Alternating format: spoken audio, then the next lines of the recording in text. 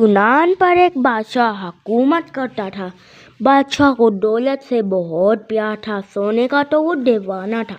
उसे दिन रात एक ही फिक्र रहती थी कि ज़्यादा से ज़्यादा सोना कैसे जमा किया जाए। जब वो सुबह सवेरे सूरज की सुनहरी किरणों को देखता तो उसके दिल में ये ख्वाहिश पैदा होती कि काश ये सुनहरी किरणें जिस चीज़ पर पड़े उसे सोने का बना दें। सोने की ईंटों, बर्तनों और ज़ेवरात से भरा बादशाह का खजाना महल के एक तहखाने में था। उसे जब फुर्सत मिलती तहखाने में चला जाता, सोने की ईंटों को देखकर खुश होता, सोने के बर्तनों को उठा उठा कर देखता।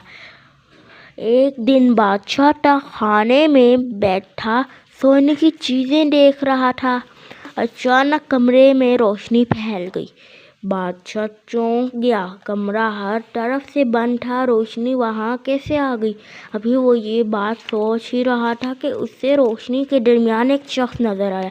बादशाह समझ गया कि बंद कमरे में आने वाला कोई आम शख्स नहीं हो सकता, ज़रूर ये कोई ख़ास आदमी है।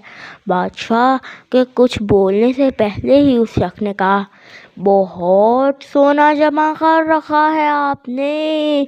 बादशाह ने कहा, ये तो बहुत कम है। मेरी ख्वाहिश है कि इससे इस तरह के कई खजाने हों। अजनबी हैरान होकर बोला, इतनी दौलत से भी तुम्हारा दिल नहीं भरा? बादशाह ने कहा, दौलत से भी किसी का दिल भरता है, ये तो जितनी मिल जाए कम है। अजनबी ने कहा, तुम चाहते क्या हो? बादशाह ने जवाब दिया, मैं चाहता हूँ कि जिस चीज़ को हाथ लगाऊँ वो सोने की बन जाए। अजनबी ने कहा, ठीक है, कल सुबह सवेरे सूरज की पहली किरण के साथ ही तुम जिस चीज़ को हाथ लगाओगे सोने की बन जाएगी। उसके साथ ही अजनबी ने बादशाह से कहा कि 1 मिनट के लिए आंखें बंद कर लो। बादशाह ने आंखें बंद कर ली। जब दोबारा आंखें खोली तो कमरे में वो अकेला था। अजनबी जा चुका था। दूसरे दिन बादशाह की आंख सुबह सवेरे ही खुल गई। वो बहुत खुश था। जो ही सूरज तुलू हुआ, सूरज की सुनहरी किरणें अंदर आई। बादशाह हैरान रह गया। जिस चीज़ को हाथ लगाता वो वाकई ही सोने की बन जाती। बिस्तर की चादर सोने की बन गई थी। उसने मेज़ पर से ऐनक उठाकर आंखों पर लगाई। उससे कुछ भी नज़र ना आया क्योंकि ऐनक सोने की बन चुकी थी। नाश्ते का वक्त हो गया था। मेज़ पर तरह तरह के लजीज खाने मौजूद थे। बादशाह अभी बैठा ही था कि इतने में नन्ही शहजादी आ गई, वो भी सुनहरे रंग का गुलाब का फूल लेकर।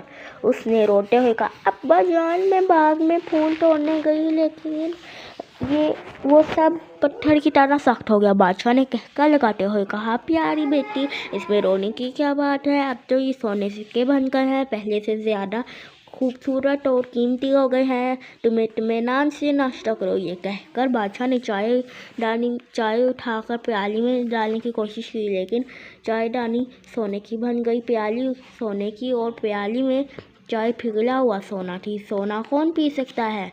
इसने रोटी, मक्खन, अंडे और मछली खाने की कोशिश की, लेकिन उसका हाथ लगते ही हर चीज़ सोने की बन गई। अब वो घबरा गया। सोचने लगा, जिस चीज़ को हाथ लगाता हूँ वो सोने की बन जाती है। मैं खाऊं पीऊं कैसे? खाए बगैर जिंदा कैसे रहूँगा? शहजादी थोड़े फासले पर बैठी हंसी खुशी खाने में मसरूफ़ थी। खाते खाते उसने सर उठा कर देखा तो उसे अंदाज़ा हुआ कि उसका बाप कुछ परेशान सा है। वो उसके पास आकर बोली, बाबा जान, खैरियत तो है? आप परेशान नज़र आ रहे हैं। बादशाह ने उससे को माथे पर चूमा। उसे बिल्कुल याद ना रहा कि उसके छूने से हर चीज़ सोने की बन जाती है। शहजादी भी सोने की बन चुकी थी। उसके काले बाल सुनहरे हो गए थे, जिस्म पत्थर की तरह सख्त हो गया था। ये देखकर बादशाह ज़ोर ज़ोर से रोने तो कहने लगा, ये अल्लाह, ये मैंने क्या किया? काश मेरी शहजादी दोबारा जिंदा हो जाए। अचानक वही कल वाला अजनबी उठा और मुस्कुरा कर कहने लगा, वाहो, क्या हाल है? अब तो खुश हो, बहुत सोना जमा ہو جائے گا تمہارے پاس۔ بادشاہ نے کہا میری بچی میری شہزادی مجھ سے جدا ہو گئی ہے، میں کچھ نہیں کھا سکتا، کچھ پی نہیں سکتا، ایسے سونے کا کیا کروں، مجھے سونا نہیں چاہیے۔ اجنبی نے کہا اس کا مطلب ہے تمہیں حقیقت کا پتہ چل گیا، بتاؤ سونا اچھا ہے یا پانی کا ایک گھونٹ؟ بادشاہ نے جواب دیا پانی کا ایک گھونٹ۔ اجنبی نے پوچھا سونا اچھا ہے یا روٹی کا ایک نوالا؟ بادشاہ نے کہا روٹی کا ایک نوالا، دنیا بھر کا سونا بھی ایک روٹی کے نوالے کا مقابلہ نہیں کر سکتے۔ اجنبی نے پوچھا سونا اچھا ہے یا بیٹی؟ بادشاہ نے چیخ کر بولا میری پیاری بیٹی میری شہزادی، میں اپنا تمام خزانہ اس پر قربان کرنے کے لیے تیار ہوں۔ اجنبی نے کہا ٹھیک ہے، اب تم اپنے باغ کے تالاب میں جاؤ، تالاب میں نہاؤ اور اس کا پانی تمام چیزوں پر چھڑکو جو تمہارے چھونے سے سونے کی بن گئی ہے، اور آئندہ سچے دل سے وعدہ کرو کہ کبھی اس طرح دولت کا لالچ نہیں کرو گے۔ بادشاہ نے سچے دل سے توبہ کی اور دوڑتا ہوا تالاب میں کودا، پھر اس نے پانی لا کر تمام چیزوں پر چھڑکا، ہر چیز اصلی حالت میں آ گئی۔ اس نے شہزادی پر پانی چھڑکا تو وہ ایک دفعہ پھر اصلی گوشت پوش لڑکی بن گئی۔